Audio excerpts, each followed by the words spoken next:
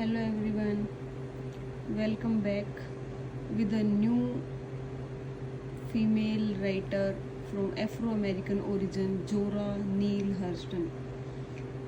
ये बहुत ही famous writer थी जो रूरल साउथ से बिलोंग करती थी और किसका पार्ट थी? Harlem Renaissance. अब हार्लेम रेनेसा क्या है? रेनेसा क्या था? Reawakening, rebirth.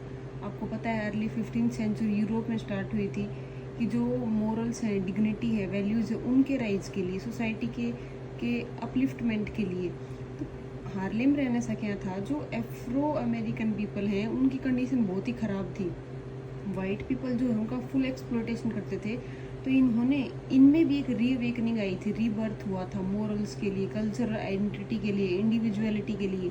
तो वो जो ब्लैक्स का रेनेसा था वो था हार्लेम रेनेसा।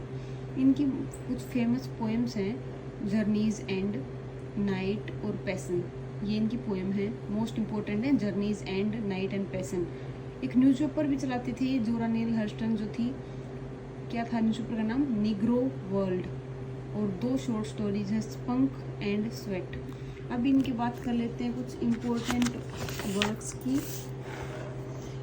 इनका फर्स्ट वर्क है जोनास गोल्ड वाइन।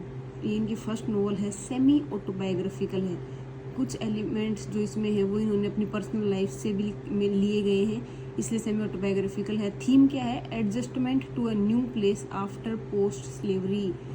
स्लेवरी आपको पता ही है कितने वाइड लेवल पे फैली हुई थी। तो पोस्ट स्लेवरी के बाद, स्लेवरी ख़त्म होने के बाद, क्योंकि उस टाइम पे जब जो रेनेसा आए थे, जगह जगह पे रिवोल्ट वगैरह हुए थे, तो कुछ लॉज वगैरह आ गए थे एंटी स्लेवरी के लिए कि स्लेवरी बैन है, उसके ऊपर कुछ फाइन वगैरह लगेगा, ऐसा कुछ करके। तो स्लेवरी धीरे धीरे ख़त्म हो गई थी। तो पोस्ट स्लेवरी के बाद एक अपनी आइडेंटिटी के लिए क्राइसिस था कि कहाँ पे एडजस्टमेंट होगी, कहाँ पे रहेंगे, क्या क्या होगा, क्योंकि इनके लिए बिल्कुल नया था। पहले तो स्लेव थे, स्लेवरी से फ्री होने के बाद कहाँ जाएंगे, कहाँ पे सेटलमेंट होगी, अर्निंग कहाँ से आएगी, तो उसके बारे में डील करता है जोनास गोल्ड वाइन।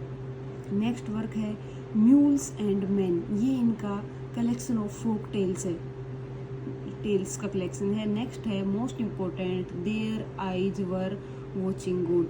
अब ये 1937 में पब्लिश हुई और इस बुक को बहुत सारे पब्लिशर्स ने रिजेक्ट किया। क्यों किया? क्योंकि उस टाइम पे लिखी गई थी जब ब्लैक पीपल थे, एफ्रो अमेरिकन, उनकी कंडीशन इतनी अच्छी नहीं थी और वो जो कोई भी फ्री ब्लैक वुमेन है उसको एक्सेप्ट नहीं कर सकते थे। एक जो वुमेन थी एफ्रो अमेरिकन, वो डबल सब्जुगेटेड थी, 2 टाइप से ऑपरेशन था। कैसे? एक तो वो ब्लैक थे इसलिए वाइट लोग करते थे, दूसरा ब्लैक मेल ही, उनके फादर, उनके हस्बैंड, उनके ब्रदर ब्लैक भी उनसे हेट करते थे क्योंकि वो वुमेन है। 2 टाइप से सब्जुगेशन होगा, एक तो वाइट के हाथों और एक दूसरा उन्हीं की फैमिली के black people, black male people. तो ये क्यों रिजेक्ट हुई थी पब्लिशर्स ने? क्योंकि इसमें जोरा नील हर्स्टन ने जो फीमेल प्रोटैगनिस्ट ली है वो फ्री ब्लैक वुमेन को दिखाया गया, इसलिए पब्लिशर्स ने उस फ्री ब्लैक वुमेन को as a narrator, as a story teller, as a heroine accept करने से मना कर दिया था। इसकी स्टोरी देख लेते हैं। जो कौन है वो free black women? Jenny Crawford. She wants to find true love to Phoebe. इसकी एक फ्रेंड है फीबी, ये उसमें अपना लव देखती है, चाहती है कि उसको उसका लव मिले। बाद में वो क्या करती है, वो वहाँ से चली जाती है। सी वो सेटअप विद लोगोन किलिक्स। 3 शादी करती है ये। फर्स्ट हस्बैंड होता है लोगोन किलिक्स। He expect her to obey him. वो क्या चाहता है? वही चाहता है कि ये फीमेल है, वो उसके कंट्रोल में रहे, उसकी सारी बातें माने। लेकिन ये फ्री माइंडेड है तो ये उसको छोड़ के भाग जाती है। किसको? लोगोन किलिक्स को। फिर ये जो स्टार्क सेकंड है भी उससे शादी करती है, लेकिन जो है वो भी लोगोन के जैसा था, जेंडर डिस्क्रिमिनेशन में बिलीव करता था, उसको भी छोड़ देती है, जो मर जाता है। फिर ये इसको किससे लव हो जाता है? टी केक से। एंड दोनों, टी केक और जेनी, कहाँ चले जाते हैं? फ्लोरिडा। जो टी केक होता है वो बहुत रिस्पेक्ट करता है, but A hurricane hits and a dog attacks jenny. वो कहते हैं ना, जब एक प्रॉब्लम से निकलते दूसरी प्रॉब्लम आ जाती है। टी केक लव तो करता है, रिस्पेक्ट भी करता है, लेकिन जहाँ पे रहते हैं फ्लोरिडा में, वहाँ पे एक हरिकेन आ जाता है। और जब जो जेनी है और टी केक हैं, ये उस हरिकेन से बचने की ट्राई करते हैं, तो उस हरिकेन में एक डॉग है जो पागल था। वो पागल डॉग क्या करता है? वो टी केक को काट लेता है और टी केक पागल हो जाता है, रेबीज हो जाता है। और टी केक फिर पागलपन में क्या करता है? जेनी को मारने के लिए दौड़ता है। तो जेनी सेल्फ अटेम्प्ट में खुद को बचाने के लिए किसको, अपने थर्ड हस्बैंड टीके को मार देती है। और फिर क्या होता है, देखो, एक group of white women tries to save her, इसको ट्रायल पे रखा जाता है। ये कंडीशन थी वुमेन की, हस्बैंड जो पागल था वो अगर जेनी को मार देता है तो कोई प्रॉब्लम नहीं है, अब जेनी ने उसको मार दिया तो उसको ट्रायल पे रखा जाता है। अब एक बहुत अच्छी चीज़ दिखाई गई है इसमें, जोरा नील हस्टन ने जो डिस्क्रिमिनेशन है ब्लैक एंड वाइट का, उसको ख़त्म करने की ट्राई की है। कैसे, ये दिखाती है कि लास्ट में group of white women, white लोग तो जो ब्लैक से हेट करते थे, लेकिन वाइट वुमेन का एक ग्रुप है वो जो है जेनी क्रोफोर्ड को सेव करने की ट्राई करता है, ट्रायल से बचाने की कोशिश करता है और उसको बचा भी लेता है। और फिर क्या होता है, जेनी वापस अपनी फ्रेंड फेबी के पास आ जाती है। नेक्स्ट वर्क है मोजिस मैन ऑफ माउंटेन।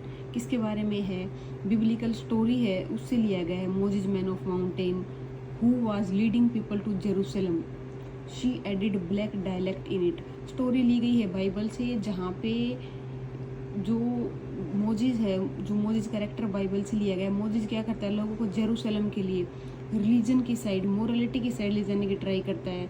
और इसने जोरा नील हस्टन ने क्या है, कुछ ब्लैक पीपल के ब्लैक डायलेक्ट कुछ एलिमेंट्स में ऐड किए गए।